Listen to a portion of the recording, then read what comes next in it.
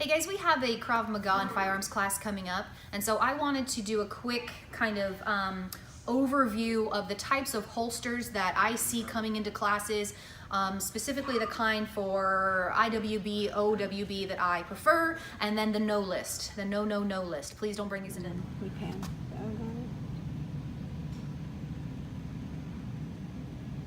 Yeah, those are the no's. Let's see. So let's go over real quick the yes list, the nice list right here. What I'd like for people to bring into class, whether you're going to be choosing an outside the waistband OWB or inside the waistband, must have these things. The first thing it must have is retention. Okay, so when you insert the gun, you need to be able to be rolling around, moving around. You'll find out why when you come to our class. Wrestling around and the gun not come out. Okay, so it has to have retention. The second thing that any holster has to have is it has to have trigger guard protection. Okay, so whatever material the holster is made out of has to completely cover the trigger guard. Completely cover the trigger guard. Here would be an example of the holster failing to meet this standard, like this. This is an exaggeration because clearly this holster is too small for this gun, but I'm not saying I haven't seen it come into my classroom before, okay? So it has to have retention, it has to have trigger guard protection, and then for my class, because we are doing lots of repetition of drawing and reholstering, gonna be honest, as an instructor, I'm not nervous when my students are drawing the gun, when they're taking the gun out of the holster, but I'm super nervous when they're putting it back, because that is when more things could go wrong. More opportunity for shirt material, undershirt material, holster material, fingers to get inside the trigger guard, and then if you jam the gun down into the holster, that's when things can go wrong. Okay, so I'm not nervous, but that's when I'm watching carefully. So because of all the repetition in and out, this holster that you bring to class needs to be sturdy material that is designed to stay open to receive the firearm even after the gun is taken out. So with this type of, let's use a different one I haven't used before, okay? I don't like that one, I don't want to use that one. Okay, when I put the gun in and then when I take the gun out, the opening stays open and is very firm, okay?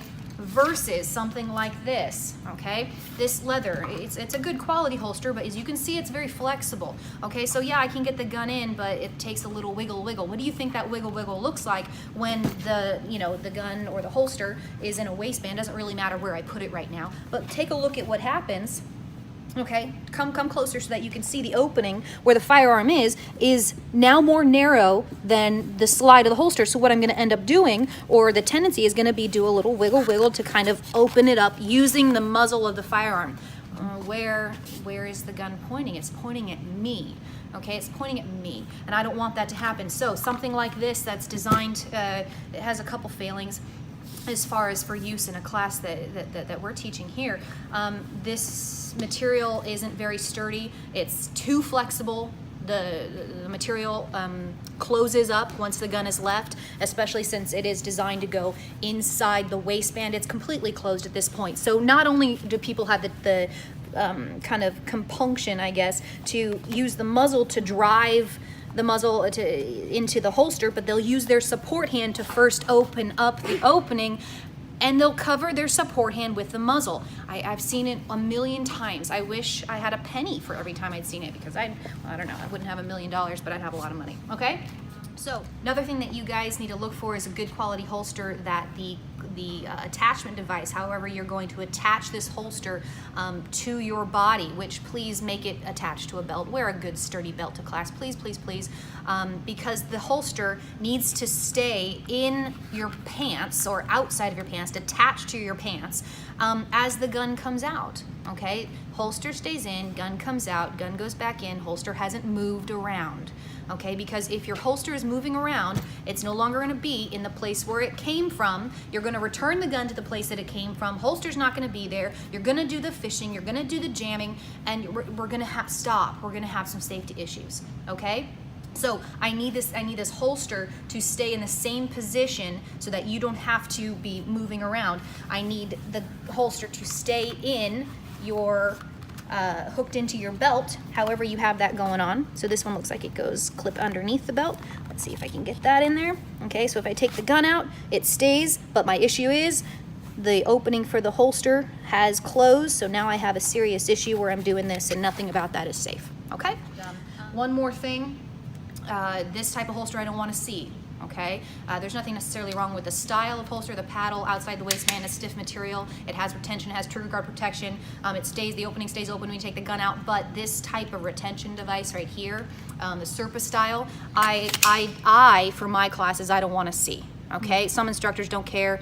I kind of care because what you need to do is with your frame finger, press in and then take it out. And while you're maintaining that pressure to take it out, my finger isn't slipping in, but it certainly could. You're curling your finger and then this could happen. So I don't want to see it. If you have another type of retention device, that's great. This is one of my favorites. It's a Safariland. It's got a thumb brake right here, which actually drives my thumb to the place on the grip of the gun where it needs to be anyways. Okay, I can keep my finger straight, and so I like this one. So please guys, retention, trigger guard protection, no goofy retention devices that are going to go against safe handling. And so I need your holsters when they come, you guys, to whether they're inside the waistband, they're outside the waistband, I don't really care, but they need to have retention, they need to have trigger guard protection, sturdy material, and that opening for the gun where in the holster needs to stay open even after the gun comes out. Otherwise, we're gonna be wiggling the muzzle around, or you're going to be using your support hand to open the opening for the gun to go in the holster, and I just can't allow it. So what you're going to end up, I can't allow it. I can't just go, oh, well, yeah, I see that it's not staying open, so go ahead and just, no, it's not gonna work. So you're either not gonna be able to participate in class unless I have brought an extra holster that matches the gun that you brought, but you're going to be fighting your equipment, and so the learning level is going to go down. You don't fight your equipment, guys. Bring the tools that are going to work so that you can actually work with them and be getting the benefit out of the class that you deserve, that you're paid for, that your time is worth. Okay? So